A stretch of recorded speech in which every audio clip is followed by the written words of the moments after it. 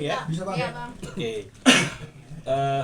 Terima kasih ya atas perhatian dari teman-teman media terkait dengan masalah yang sedang dihadapi oleh klien kami Teguh Dewi. Nggak nyangka nih perhatiannya sebanyak ini. Jadi kemarin itu memang banyak teman-teman media setelah wawancara di Jumat yang lalu, setelah Dewi masukkan pertemuan kita di feed IG ya, jadi teman-teman media sudah langsung cari abang untuk bertanya ada apa. Hari Kamis itu, hari Jumat akhirnya ketemu di kantor. Nah, setelah sesi wawancara di hari Jumat itu, ada beberapa teman media yang WhatsApp abang bertanya itu, Bang bisa nggak? Misalnya ada yang minta podcast gitu ya, bareng Tengku, atau kapan Bang abang dengan Tengku Dewi bareng-bareng kan gitu. Nah, karena banyak hal-hal yang seperti itu dan memang nggak pernah kita rencanakan untuk preskon secara khusus. Jadi kemarin itu saya hanya memberikan pesan balik ke teman-teman wartawan yang WhatsApp saya. Saya katakan kalau mau hari Senin itu memang saya ada pertemuan dengan klien saya Tengku Dewi terkait dengan masalah gugatan yang sedang saya garap itu. Ada konsultasi biar semua proses hukum yang sedang kami lakukan itu berjalan baik, berjalan sebagaimana seharusnya, dan materi-materi yang kita tuangkan dalam gugatan itu benar-benar suatu situasi fakta yang dialami oleh Tengku Dewi kan begitu. Jadi itulah yang membuat hari ini ada pertemuan kita di kantor abang dengan teman-teman media dan juga Tengku Dewi. Jadi sekali lagi mohon maaf karena ini bukan preskon. Kalau preskon kita mungkin akan cari tempat yang lebih besar, yang lebih nyaman. Ini hanya karena kita ingin berbagi juga dengan teman-teman media yang memberikan perhatian biar terus memberikan support kepada klien kami Tengku Dewi. Jadi abang kasih tahu hari Senin Tengku Dewi akan datang tuh ke kantor, kita mau bahas lebih dalam tentang gugatan yang sekarang sedang lagi abang proses. Jadi itulah kira-kira yang bisa saya sampaikan.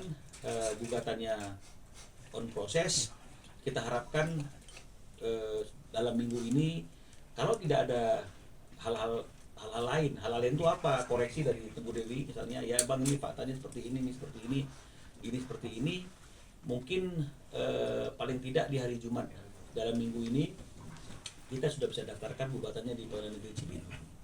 Jadi tetap mohon support dari teman-teman media semua. Jadi itu yang bisa bang sampaikan. Mungkin kalau ada pertanyaan mumpung saya ada, Tengku Dewi ada. Ya silakan. Alasan ingin mengajukan gugatan apa dari Tengku dulu?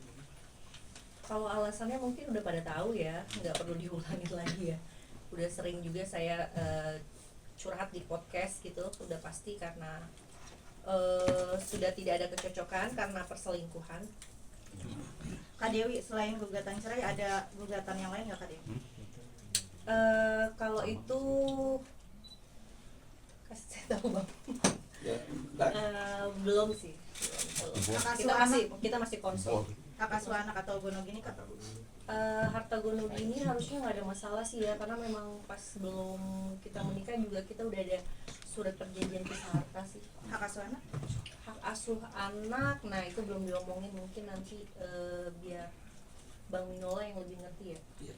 Kak Dewi mau nanya, ini kan dalam kondisi hamil menggugat cerai suami ya, terus gimana sih nanti perjuangan kedepannya setelah melahirkan, atau mungkin nanti akan comeback ke dunia entertainment kah, atau seperti apa gitu perjuangannya?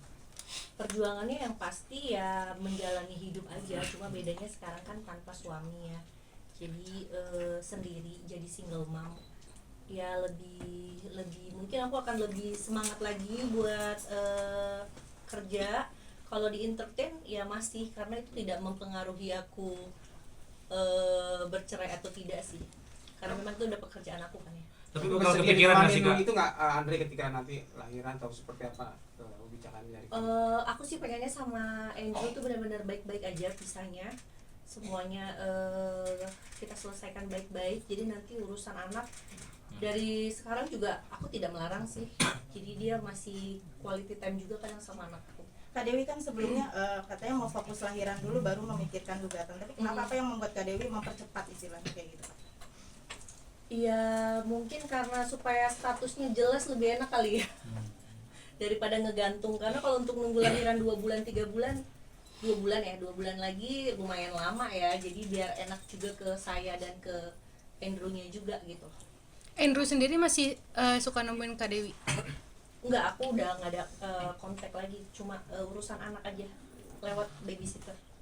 Kalau untuk nafkah sendiri Kak mungkin masih suka ngasih juga atau gimana sih? Apa emang bener-bener udah stop sejak ketahuan Karena nggak ada selingkuh? komunikasi, jadi saya nggak ada ngobrolin soal nafkah juga sih. Kami dari Andrew-nya yang memutus komunikasi atau ada larangan Dari saya dulu, maksudnya biar statusnya nih kan jelas dulu. Saya kan lagi menggugat, memproses. Ya. Jadi supaya fokus, nggak ada pikiran untuk apa ya? Kalau misalnya banyak masukan gitu kan pusing ya. Jadi aku cut dulu aja sampai ada statusnya benar-benar jelas. Apa karena takut luluh gitu Kak kalau Ya mungkin bisa jadi ya. Kak, Tapi dari Andrew-nya nggak ada kayak usaha buat jalan komunikasi bagaimana gitu Kak? Kan sudah Ada. tertutup komunikasi. Udah tertutup. Paling melalui babysitter aja. Ya, cuma disampaikan gitu aja berarti ya. Kak, tapi dari Andrew sendiri ada keinginan untuk mempertahankan nggak sih sebenarnya sebelum kakak memutuskan mau gugat Dari gitu? siapa yang dari memutuskan? Andrew sendiri ada Gimana tuh? Ya jadi gini, itu juga pertanyaan yang saya ajukan ke Tengku pada waktu itu ya. Jadi saya bantu mewakili Dewi untuk menjawabnya. Jadi simpelnya seperti ini. Kalau memang misalnya Andrew itu menghormati perkawinannya dengan Tengku Dewi dan betul-betul ingin menjaga agar rumah tangga itu tetap berjalan dengan baik, harusnya Andrew tidak melakukan apa yang dia lakukan hari ini. Ya, salah, oke, semua orang berbuat salah. Tapi kalau misalnya salahnya itu berulang-ulang dan salahnya itu hal yang sama terus-menerus selama hampir kurang lebih 11 tahun dalam rumah tangga ya. Kalau berumah tangga 7 tahun. 7 tahun Kalau 7 ya. tahun pacaran. Nah, 7 tahun berumah tangga. Ini kan membuat Tengku Dewi berpikir Andrew tidak sungguh-sungguh. Jadi kalau memang misalnya dalam lisannya dia mengatakan sungguh-sungguh ingin mempertahankan rumah tangganya, sungguh-sungguh menyayangi dan mencintai Tengku Dewi, sungguh-sungguh ingin memberikan segala sesuatunya untuk kepentingan anak dan istri, perbuatannya tidak menunjukkan hal seperti itu gitu. Karena kembali lagi Andrew melakukan kesalahan yang sama yang sudah lebih dari 2 kali dimaafkan oleh Tengku Dewi. Jadi dengan kondisi seperti itu ya kita harus mengartikan Andrew tidak sungguh-sungguh ingin mempertahankan rumah tangga.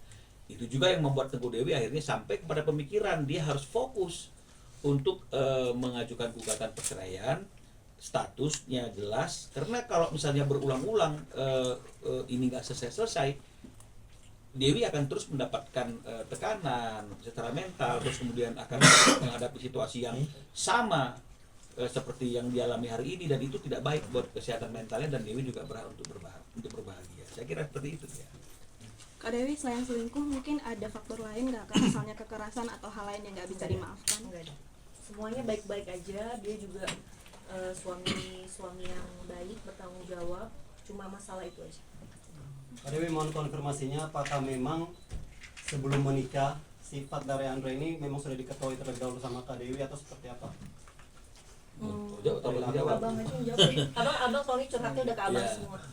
Jadi kalau dibilang apakah sebelum menikah sudah mengetahui perilaku ini atau belum, ya sudah pasti perilaku ini tidak diketahui oleh Dewi sebelumnya. Karena kalau misalnya pada waktu masa-masa pacaran perilaku ini sudah diketahui, Dewi bilang ya saya nggak mungkin dong mau menikah dengan orang yang di masa pacarannya pun sudah menyakiti, sudah ketahuan perilakunya tidak baik.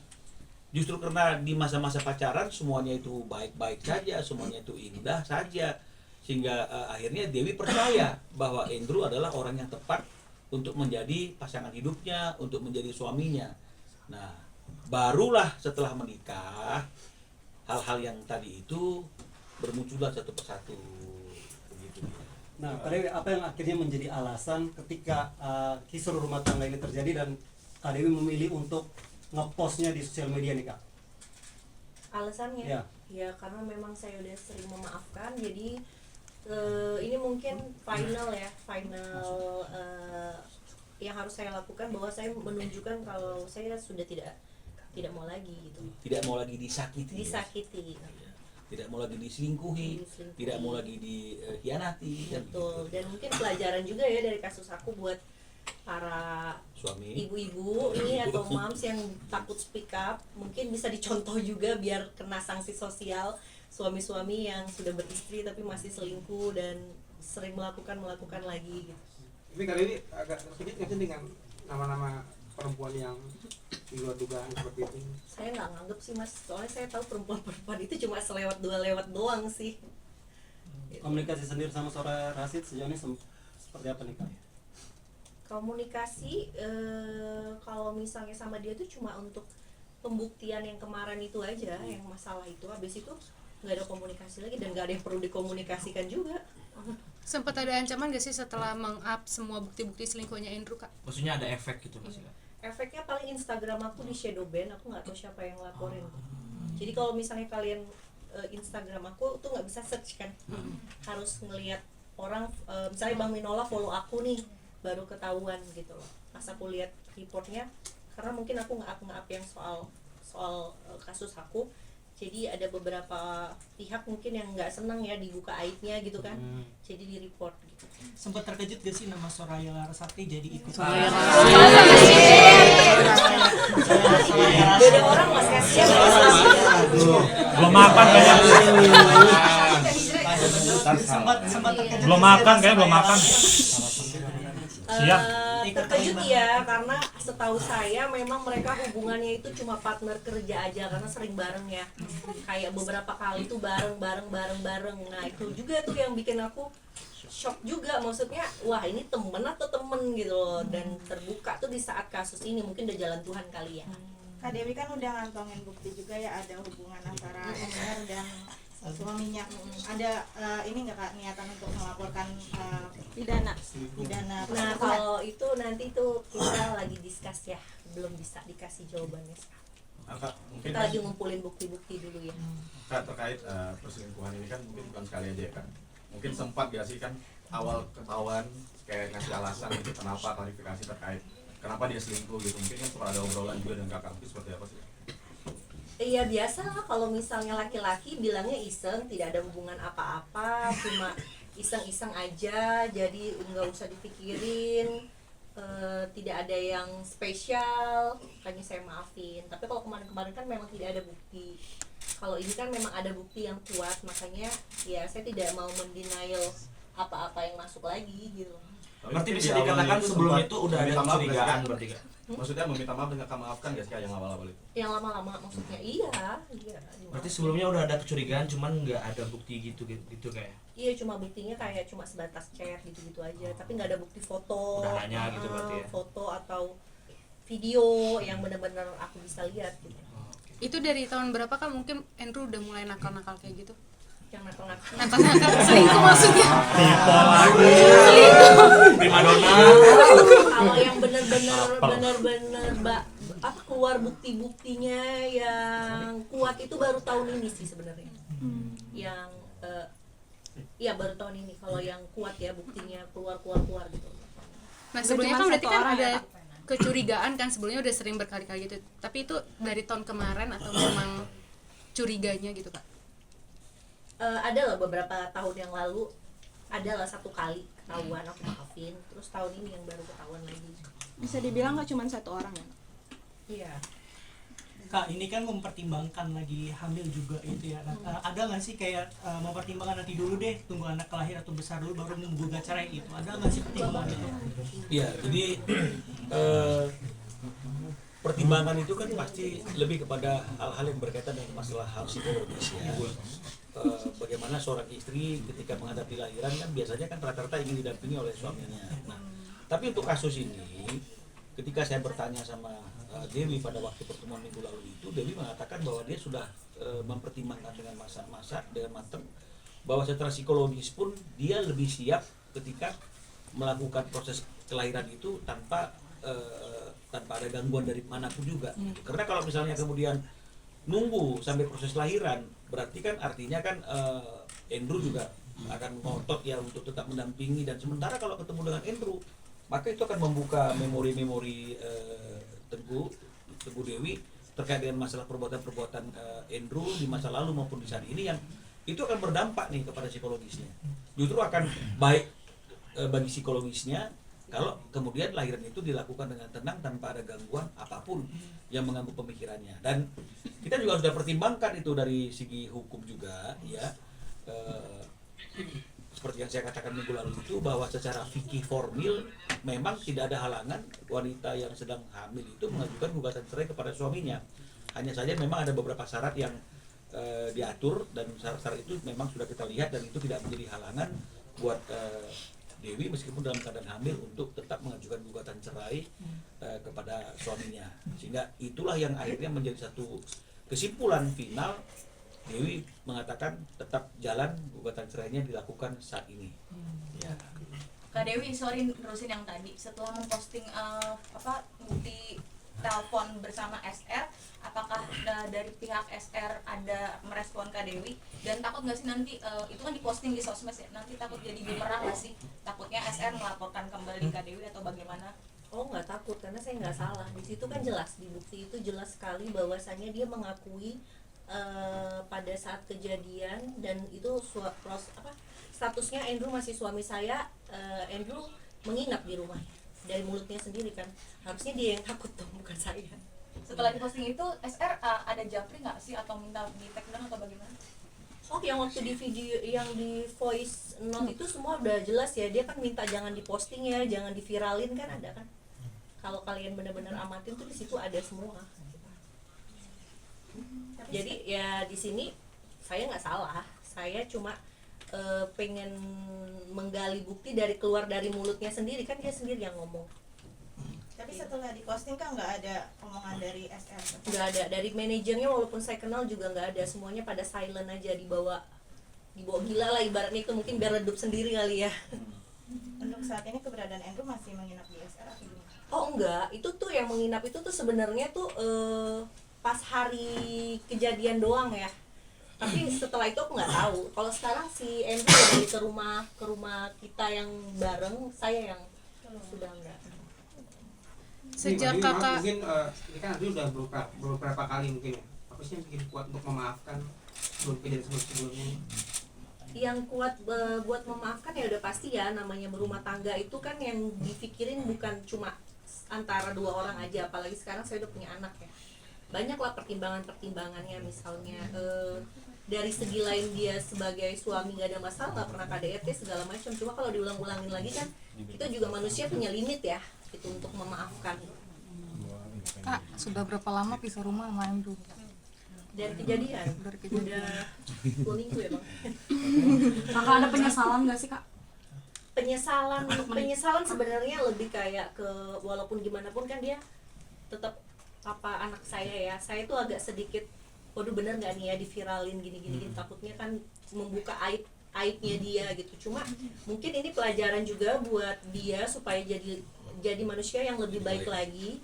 Karena gimana pun sekarang dia tuh bukan, misalnya kita pisah nih, bukan sebagai suami, tapi kan dia jadi bapak, seorang bapak dari 2 anaknya yang nanti bakal melihat jejak digital kan, gitu. Kalau misalnya dia tidak mengubah dirinya sekarang, anggap aja ini kayak hikmah lah, ada hikmahnya. Berarti tetap ada gejolak batin lah sebelum memutuskan untuk di-up di sosial media kan? Pas di-up sih enggak, karena memang lagi emosi kan pada saat itu. Cuma sekarang ini lebih kayak aku nggak mau ngebahas soal apa yang udah dia lakukan segala macam, tapi aku lebih kayak fokus untuk ya udah kita nanti ini baik-baik aja pisahnya, tapi sebagai parents kita tetap baik gitu. Tapi berarti udah nggak ada kekhawatiran kalau kemudian hari anak bisa lihat jejak digital antara kalian? Enggak lah, enggak. Karena anak saya juga masih kecil ya, nanti aja dipikirin. Ada Baru pas bisa kakak 20 tahun lagi ya. Itu pas pun kalau digital masih rame. Pas pertama kakak nge-up bukti perselingkuhannya, respon Andrew sendiri gimana kak? Responnya ya kaget, karena kan selama ini saya selalu maafin dia, saya nggak akan melakukan hal-hal gila seperti ini gitu kan. Iya, dia kaget karena kan aku blok, jadi dia sempat nge-DM dari akunnya Instagram anak aku kayak, kamu kenapa tega banget ya kayak gitu. Tapi langsung saya blok lagi gitu. Mungkin dia juga shock juga, nggak akan nyangka juga bakal kejadian. Kamu kok tega banget gitu ya? Kamu tanya yang tega siapa di sini sekarang? Nah itu dia bang. Kamu yang tega. Itu biar netizen yang menjawab ya bang. Kamu yang tega mengangkat masalah ini atau dia yang tega mengkhianati kamu? Iya ini mungkin makanya pelajaran juga buat orang-orang yang jangan meremehkan orang-orang yang sudah memaafkan kalian gitu loh. Bukan berarti manusia itu ada batas kesabarannya loh. Tapi dari keluarga Andrew ada permintaan maaf juga nggak Kak? Udah pasti. Aku sama mamanya lumayan deket ya, lumayan. Maksudnya nggak ada masalah. Mamanya juga bilang, ya Dewi kalau misalnya anak mami memang udah nyakitin, selesain baik-baik aja. Tuh mami juga minta maaf. Itu ada. Kak, tadi kan pacaran udah 5 tahun, terus menikah juga udah 7 tahun. Tapi sampai di detik ini, sampai mau mengajukan ke pengadilan, kakak sendiri masih ada perasaan apa ya, sebagai suami lah, seperti apa gitu, cinta atau sayang, masih ada nggak sih Kak? Iya, kalau udah 11 tahun bareng-bareng ya, tadi kan 7 tahun menikah, 5 tahun pacaran, lebih ke memori sih. Ya butuh waktu kali ya untuk move on gitu, kayak butuh berbulan-bulan untuk bisa lupain. Karena ada masa-masa baiknya juga yang tetap menjadi memori ya gitu ya. Tapi sekarang kakak ceritain kan masih berlinang ya Kak. Masih kerasa sedihnya itu karena apa sih Kak? Ada isu nggak sih? Ada itu. Ya itu juga Mbak, memori aja. Yang paling diingat mungkin Kak dalam memori pernikahan tuh? Aduh, nggak mau ingat-ingat, udah fokus sama yang ini aja. Fokus sama proses ya. Yang lama-lama kan udah lewat, jangan diingat-ingat lagi. Berarti mami dari Andrew sendiri udah tahu kalau kakak itu udah bulat keputusannya untuk menceraikan? Kayaknya udah ya.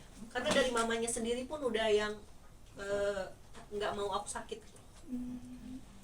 Tapi kondisi hubungannya kakak sekarang seperti apa Kak? Nggak ada juga nggak? Baik. Ini 7 bulan. Baik, alhamdulillah sih sehat, masih gerak-gerak, babynya masih aktif. Kak masih konsultasi sama psikolog kan, waktu itu kan kejadian itu kan Udah psikolognya sekarang Bang Winola. Karena Bang Winola juga sebenarnya psikiater juga ya Bang ya, sempat ngobrol soal karakter orang gitu-gitu sih. Tapi sempat worry juga nggak sih kan, di tengah kondisi hamil juga, maksudnya harus ngurusin ini juga, takut kenapa amit-amitnya sama babynya. Makanya saya butuh bantuan orang-orang yang expert seperti Bang Minola buat menghandle kasus saya, karena saya yakin semuanya itu udah ada porsinya masing-masing gitu. Kak Dewi, soal transfer yang 2 juta itu kenapa mau ditransfer juga?